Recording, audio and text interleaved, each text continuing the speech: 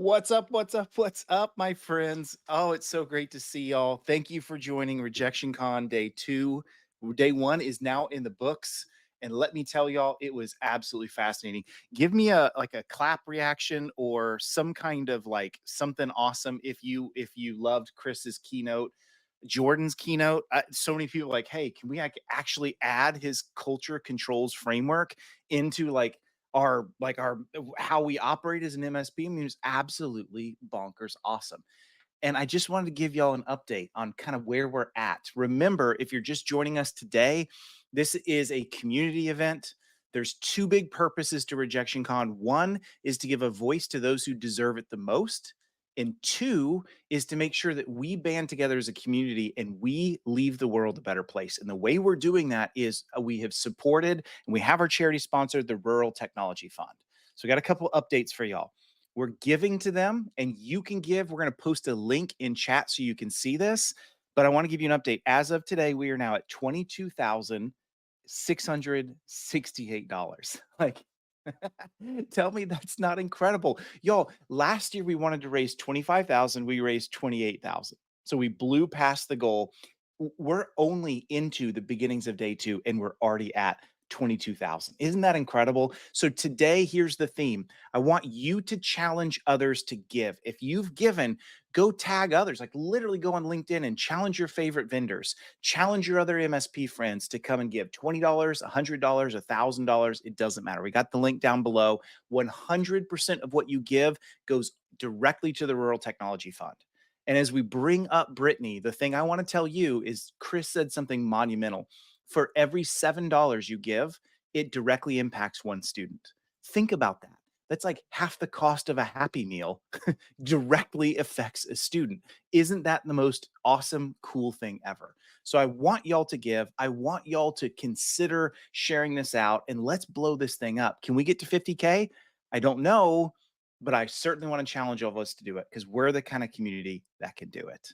All right, let's bring Brittany up and we're going to transition over to our keynote. And I'm super pumped about this. It's going to be a great talk. Brittany, what's going on? Hi, how's it going? Really Awesome. exciting news. Um, that is an incredible amount of money, Grace, and you guys still have so much more time. So that's awesome. Well, I'm super excited that I am able to represent Ninja One here again at Rejection Con. I think someone mentioned my Final Fantasy poster yesterday, and if you are out there, thank you. I uh, did not mention it then, but I appreciate it. But we are so happy that we are able to sponsor such an awesome event.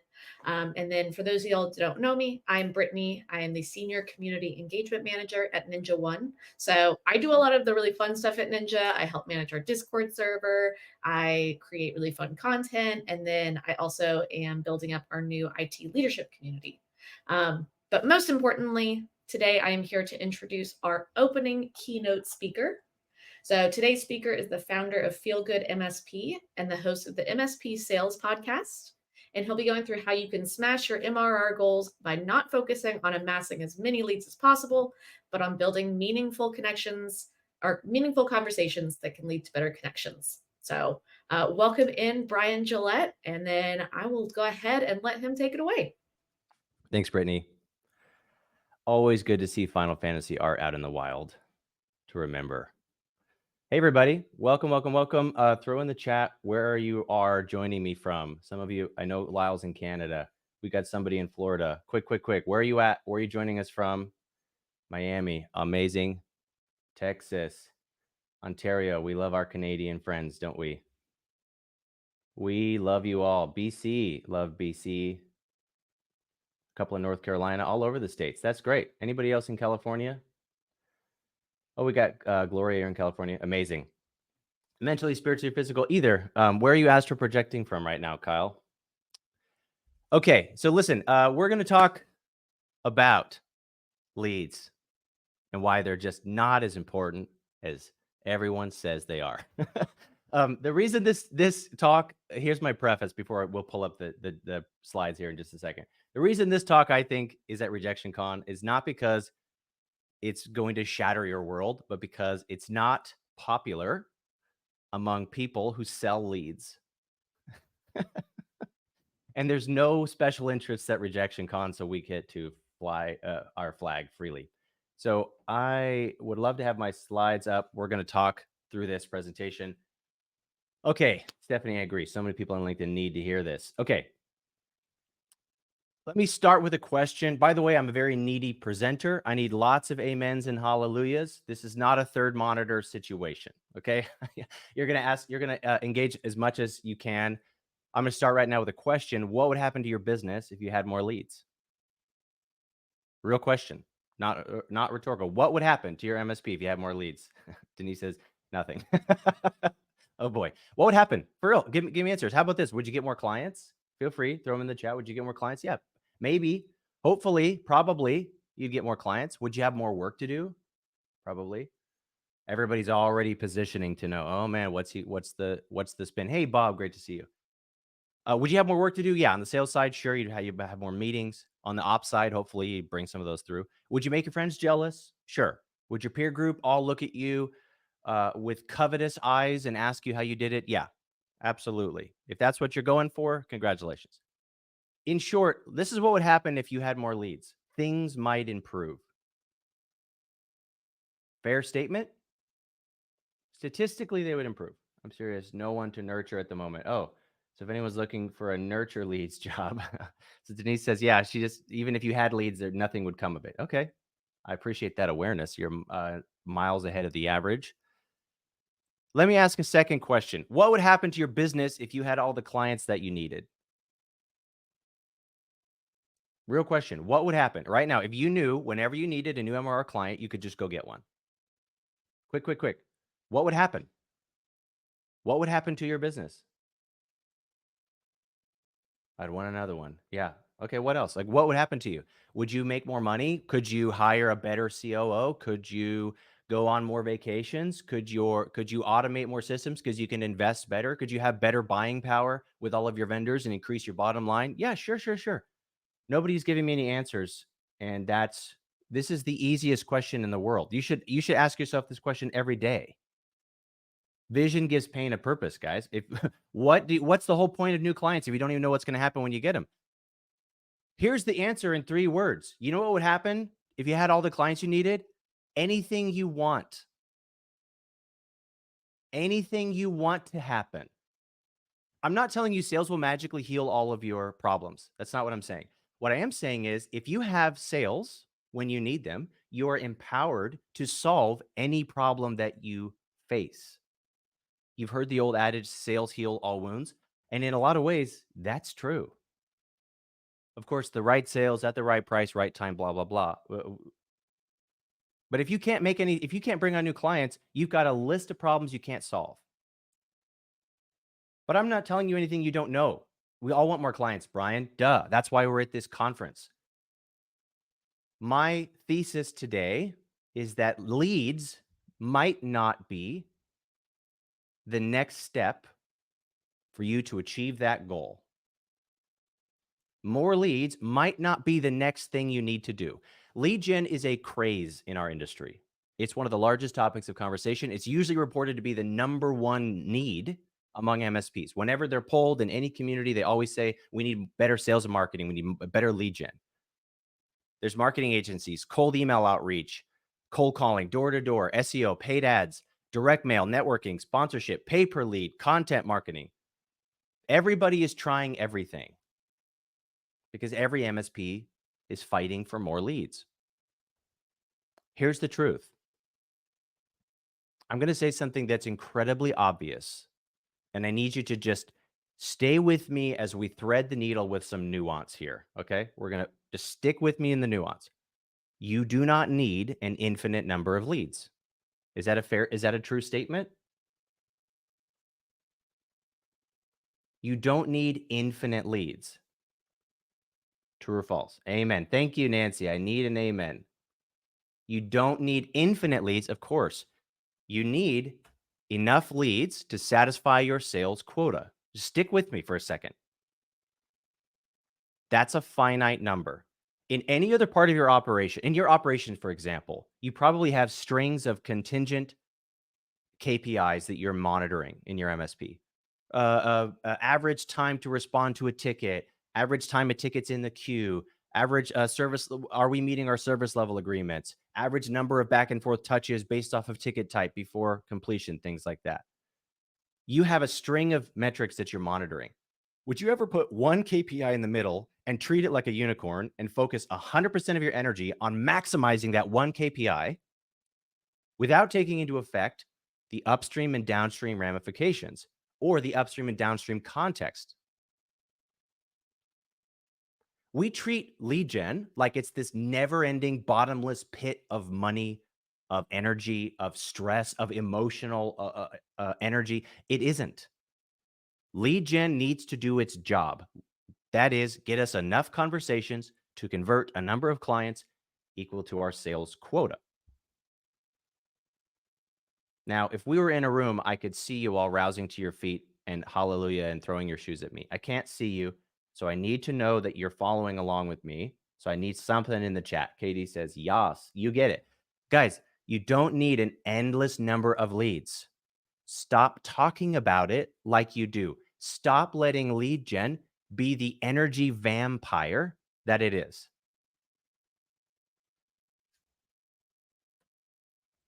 You following me? Look, they are one variable in your equation. They are not your messiah. I literally have lost count hundreds of times. I've heard from MSPs, literally probably 300-400 MSPs have told me everything's fine. We just need more leads. And then all of our problems will go away. It is this messianic objective. And it is that way for a couple of reasons. And I'll tell you why. Because lead generation, as you all know, is very hard. I bet you thought I was going to come in with this topic of leads are overrated. I was going to say, it's easy. I can get leads whenever I want. That's not necessarily true. Lead gen is a very hard task. It requires skills that many technical business owners don't naturally possess. You following me? It's hard. You have to go and learn it. It's a different craft, and it's a different part of your brain than the part of your brain that knows how to build a server. Here's the thing. Lead gen agencies, they're very aware of this dynamic. And to be frank, they have exploited this dynamic to completely overhype the lead gen conversation in managed services. Okay? By the way, we're going to have at least 10 minutes for Q&A. Ask me your hardest, toughest questions. Try and stump me. Give me hard ones. Put them in the chat. The people who are shouting at you that you have to focus on lead gen right now, they're people who sell leads. Okay? They're just lead salespeople. They're not the ones who have written the growth formula for your MSP. That's a spoiler alert. I'm going to give you a growth formula in like 5 slides. And the analogy I'm going to use is that your go-to-market motion is a vehicle. Let's call it a go-kart. You got a go-to-market go-kart, okay? Dun, dun, dun, dun. That is your whole go-to-market motion. Leads are the fuel that you put into the go-to-market go-kart. Don't put rocket fuel in a go-kart. Jet fuel burns like 10 times hotter than the fuel in your car. And I think rocket fuel is like, I don't remember the number, but even way, way hotter than that. Rocket fuel burns so hot. But if you went to a fuel salesman and said, I want my go-kart to go faster, and they said, oh, don't worry, I'm going to give you the best fuel in the entire world. This is what everybody's using. All of your biggest, Oprah uses this kind of fuel. Everybody uses this kind of fuel. If you put rocket fuel into a go-kart in real life, do you know what would happen? Your go-kart would melt. It's not going anywhere. It's going into 1,000 pieces. Because we're fixating obsessively, compulsively, neurotically on one variable instead of thinking about, does my go-kart run? Do I know how to drive? Do I have wheel alignment? I don't know what goes into a go-kart. And you need to appropriately fuel the vehicle. As your vehicle increases to higher and higher quality, maybe one day you have a go-to-market rocket, then you can put rocket fuel in it.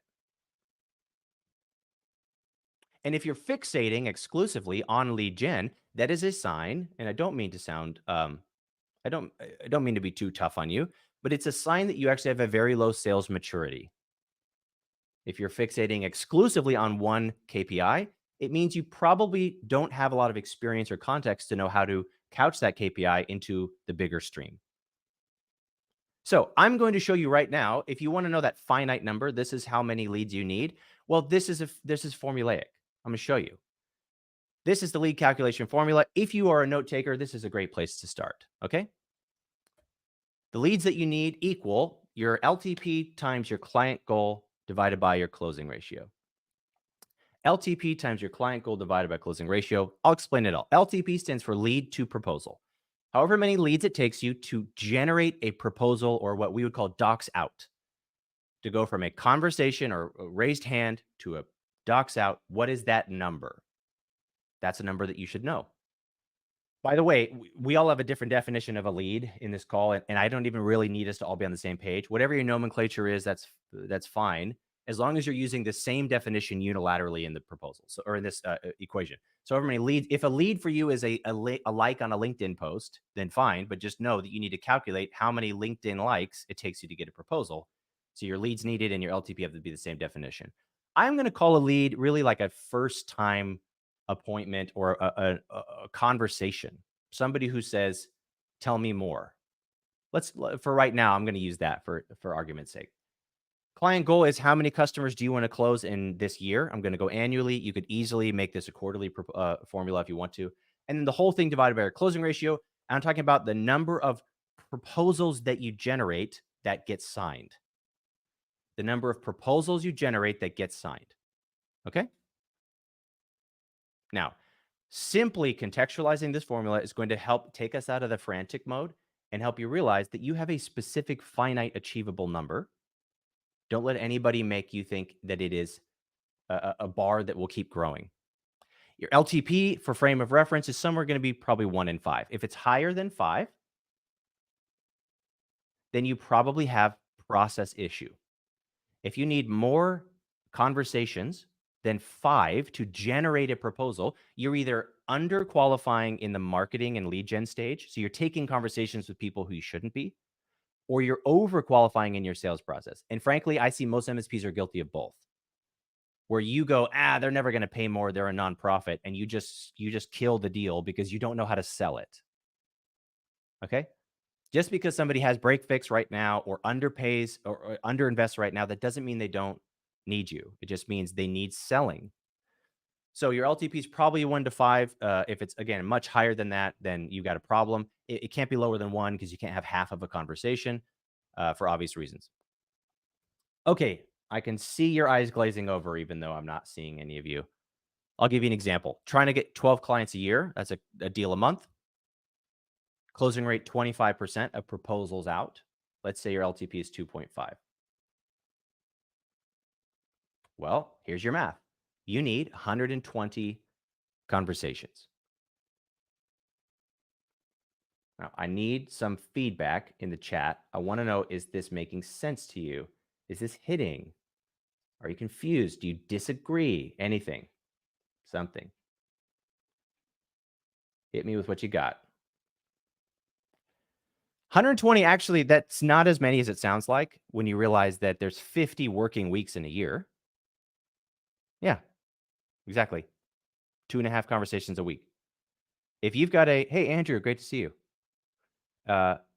You've got a sales rep, 40 hours a week, 100 conversations a day, 100 outbound a day, plus email support and whatever, brand support, content you're paying for on LinkedIn. You can't find 2.5 people a week that want to talk to you? You should be able to. But as you can see, look, if you have bad process, guys, this number becomes astronomical. Imagine your closing rate drops, your LTP goes up. So let me show you what happens when all we're going to do is tighten up the closing ratio. And I just want to show you what I'm talking about. Same client goal. Closing ratio goes from 1 in 4 to 1 in 3. So call that an 8% bump in your actual effective closing rate. Well, 8% out of 100, that's not, the stats fans among you will say that that's not exactly true. But you go from 25 to 33%. LTP is exactly the same. Look at what happens to the number of conversations you need. It drops by a quarter. We increase our closing rate, gets a quarter better, and our leads needed goes down by a quarter. 90, now that's less than 2 conversations a week. 1.4, 1.8, excuse me, is a lot easier than 2.3, 2.5. And all we did was just tightened up the closing ratio. You following me? So rather than compulsively spending to increase the number of conversations we generate, our goal is not more leads. Our goal is more clients. I'm going to show you one more example, and we're going to tighten up the sales process and improve the messaging to decrease our leads to proposal. Same closing rate. LTP goes down to 1.3. So you have 4 conversations, and one of them you go, nah, I don't want to do business with you. The other 3 you generate a proposal for. And now you're looking at 48 conversations a year. That's less than 1 a week.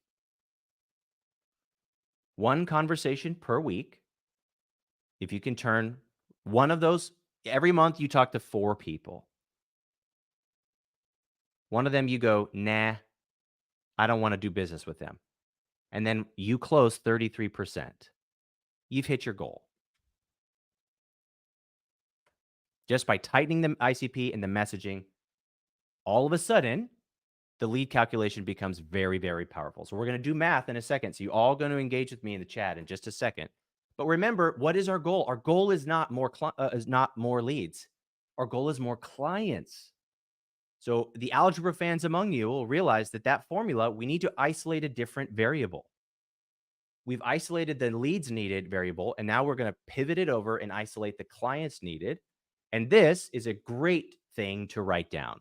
This is the growth formula, literally the entire process for growing your MSP. New clients that you're going to generate equal the number of leads you have times your closing ratio divided by your LTP. Any math fans among us? How many variables are there on the right side of this equation? 3. Leads are 1/3 of the formula to generate new business. They should be then 1/3 of your focus. If you are spending $6,000, $7,000, $8,000 a month trying to get new leads, and you have never invested in optimizing your sales process to decrease your LTP, optimizing your closing, your presentation, your offer, your productization to increase your closing rate, then you are trying to solve for the wrong variable. Your focus is in the wrong place because it is overhyped on one asset, the one that a lot of people like to sell you, which is more leads. So let's do your growth formula right now. We're going to do this right now. So here's the rules. I want to know how many customers do you need in a year?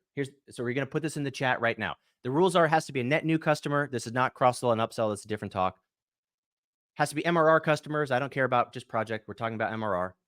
And it has to be a number you can actually handle. Don't tell me 5,000 because you probably can't bring on 5,000 customers. Now, let me see in the chat. We're looking for 12, 4, 12, 24, 15, 4. Love it. Keep it going. Keep it going. Next, these should be rinse and repeat customers, meaning they're big enough to be worth it, but they're manageable enough that you can keep piling them on to operations without anybody having a heart attack. So what's the MRR, the ideal MRR per client you're looking for? Put that in the chat. Josh Chamness, great to see you. Sheila, great to see a lot of names who've been through some workshops with me. 3,000 plus 25K. So Denise, you want $25,000 per client or per year total? Per client. Okay. Oh, got it. Per client. Okay. So you're selling mid-market, bigger deals. Love it. So we could do that math. This is great. Look at these numbers. All reasonable. Probably about 2,000 to 6,000. That's pretty standard. Love it. So you know how many clients we want, how much we want per client. Love it. 25K donated. You're welcome. I'm going to take 100% credit. I'm going to say it was because of me. You're welcome, children of America. Okay. Now, guys, we know how many clients you want. We know what the MRR is. So that we've got that side of the growth formula. This is the clients needed. Let's figure out the other 3 variables to help you hit that goal. We're going to do so right now. First of all, here's how you improve your LTP. You guys following with me? Tell me in the chat, I'm with you, Brian. Say, I'm with you, Brian. If you are following me, great. Giuseppe always at my right hand. I love it. Good. LTP. Here's how you improve your LTP. It's all about your ideal customer profile and your messaging. If you have not invested in building an ICP, you should not be buying leads, period. If you're spending $4,000, $5,000, $6,000 a month on lead gen and you don't have a very robust, advanced ideal customer profile, I'm talking demographics, psychographics, horizontal niching, use casing, you are not ready to buy leads. You are blowing dollars because you're diluting the efficacy of your lead gen investment. Sorry to say. Oh, I'm so glad, Sheila. I'm so glad. We want to decrease this number with a robust and tight ideal customer profile. What that means is we're going to, a better ICP means we're going to have better conversations. Better conversations means more proposals generated and, frankly, probably more closes. Then we're going to improve our messaging. Messaging is the most important resource in your lead generation, is what you write and what you say. It is the most important thing in your lead generation, what you write and what you say. If you are copying it from another MSP's website, then I do not feel sorry for you that no one can tell you apart from your competitors. You did that to yourself. If you're being treated like a commodity, it's because you are acting like a commodity, and I don't feel sorry for you. It's not because I don't empathize, but it's because this is a problem you are completely in control to solve. You with me? Oof, that got heavy all of a sudden, didn't it? Don says ICP, ICP, ICP. Yeah. If you're getting treated like a commodity, it means you probably are a commodity. And your messaging is going to be what makes people understand why they should hire you and not the person whose website you duplicated. If you're going straight to ChatGPT, you know what my name for ChatGPT is? instantb-.com. You're going to get a great average. It's getting better, certainly getting better. And sure, it will be my overlord one day and I'll pay for that comment. But in the meantime, it's not your end all be all. That's how you improve your LTP. Next, let's improve your closing rate. Well, this is going to be about process, offer, collateral. Process, offer, collateral. Stick with me. I don't want you to get oversaturated. Stick with me. Do you know how to run a discovery call? Do you know what happens when the phone rings and they go, yeah, hey, can I get a quote for IT support? If you do not know exactly what to do, then you were not ready for that lead and you certainly shouldn't have bought it. Do you know how to bam fam, book a meeting from a meeting? Do you know how to present? Do you know how to handle objections? If you're winging it every time right now, then your closing rate is going to plummet when you start taking on cold leads instead of referrals. I should have mentioned when I showed you those closing rates, a lot of you put a feather in your cap because you're going, oh, well, Brian doesn't understand. I have a closing rate of 90%. If your closing rate is 90%, that is a very bad sign.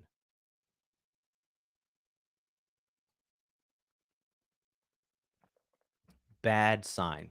He takes a drink for dramatic effect. Why is it a bad sign, Brian? It means your volume is too low. And frankly, you're probably not charging enough money. This is on the list of Brian's favorite things. My Ember mug. Your closing rate should not be 90. You're closing at 70, 90% because you're doing all referrals. But referrals close way higher because you don't have to build any trust. You don't have to build any authority. When you start talking to strangers and calling them and reaching out to them, your closing rate, because of the law of large average numbers, it will drop and it will normalize. I've seen anecdotally that the true average in the MSP space is about 12 to 25% closing rate. It should be a minimum of 25. If you're line up with 3 people, you should be closing 25 to 33%. That's average, right? You're competing against status quo and 2 other people. If your closing rate is higher than 75, 90, you're either overqualifying your leads, meaning you're leaving money on the table that could have been sold, but you decided you didn't know how to sell them, so you killed the deal too early, or you're just not generating enough volume. Okay? So look, that's your LTP, that's your closing ratio, that's the clients needed. Now, let's talk about the last logical step, what it takes to generate leads by channel. Okay? If you haven't formed a question yet, you should form one because we're coming to the Q&A section of the day where you can throw some stuff at me. By the way, I know Sheila mentioned this is a lot of information. This entire thing I'll give you for free if you want to. It's 100% free. I'll have a link at the end of this. I'll give you this entire presentation. Referrals by definition are easy. If they aren't, you have bigger problems. It's all about your ability to generate trust with cold opportunities. Yeah, well said. Well said, Charlie. Okay, let's talk about lead costs. Again, this is anecdotal. I didn't run some massive Gartner survey. This is some interviews I've done with other lead gen vendors, and this in my space in 7-8 years I've been in the channel. AdWords marketing agents just recently told me their average MSP spends about $3,000 per FTA in ads. That's an average of $1,500 a month spend, and they get a great lead every 60 days. Their top performers cut that in half, about $1,500-$1,600 per lead. So they're doing about a lead a month. And that's because they've done ICP, they're well positioned, they have great lead magnets, super good upfront offer. They've done all the work, and their cost per lead gets cut in half. Not to mention, their quantity doubles. Not bad. SEO costs about $1,000 to $9,000 per lead, aka who friggin' knows? Okay, everybody in different regions has different costs. SEO is not universally, it's not universal. Somebody in some small town thinks they've mastered SEO because there's only 16 people fighting for those keywords. Somebody in New York proper is going to have a very different experience. So if you're spending $1,000 to $1,500 a month, you're going to get a lead every 1 to 6 months. You're looking at $1,000 to $9,000 per conversation. I think SEO should be the last thing that you do. I waited 2-3 years before we started investing in SEO because I made sure everything else was optimized first. Cold calling, super effective. It's close to my heart. The reason it works is because it sucks, and most of your competitors aren't willing or able to do it. So it's going to be the cost of your labor or the cost of your time. We're looking at about 250 to 500 dials per lead. So if you're out here going, God, I'm killing myself. I've made almost 60 calls this week. Nobody's talking to me. Of course they aren't. Of course they aren't talking to you. You haven't talked to enough people yet. We know from the 95-5 rule from what's his name, Dawes, that 5% of your audience is in a buying position, which means if you call 100 people and talk to 100 people, 95 of them, even if they're in your ICP, they don't need you yet. That's why you have to increase your volume. So if we're paying somebody $50K a year, making 100 dials a day, you're going to spend about $1,000 per lead. And they're going to find you about one great lead per week. The best sales reps can get about 2 to 2.5 leads per week. Those are the really top performers, and usually because they're investing in these other avenues like cold email. I'm just going to be honest, I'm very bearish on cold email.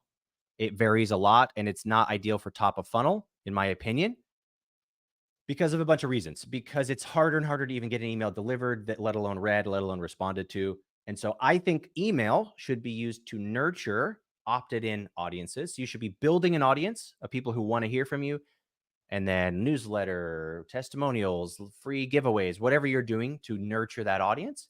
That's what your email can keep that 95% who's not ready in front of you. The cold email is the equivalent of the mattress store sign spinner. It's one kid out there getting it as hard as he can every single day, crushing it with his sign, even though you buy a mattress every 7 years. But when you finally need one, you're going to go to the place where it had the spinning sign. Okay. So cold email, the purpose of cold email, in my opinion, is to decrease your cost per lead from your other channels. And finally, LinkedIn. If you said, Brian, I only have one channel I can use for the rest of time, what do I use? I'm going to tell you right now, I would pick LinkedIn. Reason being, there is no spam filter for LinkedIn. I'm sure some of you have noticed because your LinkedIn inbox is full of spam. There's no spam filter. There's no DMARC. There's no risk of burning a domain. It gets there. Okay. We're nearly there. LinkedIn, you spend $100 a month on Sales Navigator, $100 a month on setting up your automation platform. Do so meaningfully, intentionally, spend a few months setting it up. You're looking at a really reliable 1 to 2 conversations per month after some time. Now, do you want to calculate all this for yourself? I made a calculator for you. It's 100% free. I'm going to put the link here in the chat just in case you're not set up to use a QR code. Go there. Of course, you can download this. It's going to become as an Excel file. I'm going to send you a Loom as well because some of the notes didn't transfer because we built it in Google Sheets. It's an Excel file. You put in your average MRR, your number of clients you want. It's going to tell you, you're going to put in your LTP. It's going to tell you how many leads you need per year. Then you put down how many leads you're getting per channel. Then it's going to tell you if you're sufficient or insufficient. Once you get that set up, it will tell you how much money you're going to spend to get the leads. And then based off of your average MRR, what your year one ARR is and what your year one return on investment is. 100% free. You can also get this whole presentation, all the slides. You can get it. It's no email needed or anything. You just click a button and download it. And I also, as a bonus, if any account executives are on the call or you have account executives that are selling for you, I made a document that I made for my members, and I'm giving it away for free. If you want to tell a sales rep how to spend their time, I broke it down in buckets, show them what times of day they should be doing what activities and what volumes they should be looking for to generate your sales goals. That's a downloadable PDF. It's 100% there. It's completely free as well. And that's what I've got. We've got about 9 minutes left. And maybe Brittany wants to join me and see if we've got any questions. I don't see anything in the Q&A. So everybody, and imagine you had a question. Tell us what it is. And Brittany and I are going to roll. Throw some stuff at me. All right, I'll keep an eye on everything just in case. Please do. I mean, I'm happy to just keep talking. Samantha uses the show me, you know me approach that works well. Check her out. Cool. I don't know Samantha McKenna. Love it. We actually have one that came in from Wes. Who should be doing the cold calling? That depends on what your goal is. All lead gen requires time, money, or both. And depending on the lead gen channel, it's going to be somewhere on that spectrum where you can spend more time and save money, or you can spend more money and save time. So my question would be, which do you have more of to spare as an owner? If you're sitting around with nothing to do and you're strapped for cash, pick up the phone. No, you are not entitled to free customers. You're not entitled to anyone giving a shit about you. Ever. Never. No one will ever care about you until you can show them you can solve their problem. And if you're not even willing to call them and offer them help, that's on you. So I would say if you're an owner who's sitting around with nothing to do, pick up the phone, because you're not entitled to someone handing you free customers. If you have anyone else to do it for you, of course, that's going to be the thing. But what I will tell you about cold calling, it's a great question, Wes. I would never split a cold caller's focus. If you give a cold caller any other job, they will compulsively do the other job because cold calling is hard. If you say, hey, by the way, I need you to plunge all the toilets every morning before you make all your calls, your bathrooms will be spotless and they won't make their calls. So I recommend whoever does it, if it's not the owner, should be dedicated to it. It's a great point. I personally, there's a reason I've never gotten into sales, and it's because I probably would do the bathrooms before having to cold call. So yeah. Next question is from Giuseppe. Do you recommend in-person networking and events? Yes and no. I would say like this is another thing that's kind of like regionally successful. Like some BNI groups are great. Some BNI groups are super mined out and washed out, and you're just in a room with a bunch of closet organizers and 14 other MSPs. So I think in-person networking can be fantastic if you know how to do it, for sure. You're almost better off building a great referral program to be like, how do I incentivize people to send me more business? And then use that. Just ask for referrals every day. Call people you know and be like, hey, listen, I'd like to ask you a favor. I have nothing to offer in return. Can I have a 2 minutes of your time? They'll go, sure, buddy. Listen, we're an IT company. We're really passionate about what we do. And frankly, we spend all of our money dedicated to top tier service. That means I don't have a huge marketing budget to throw at this.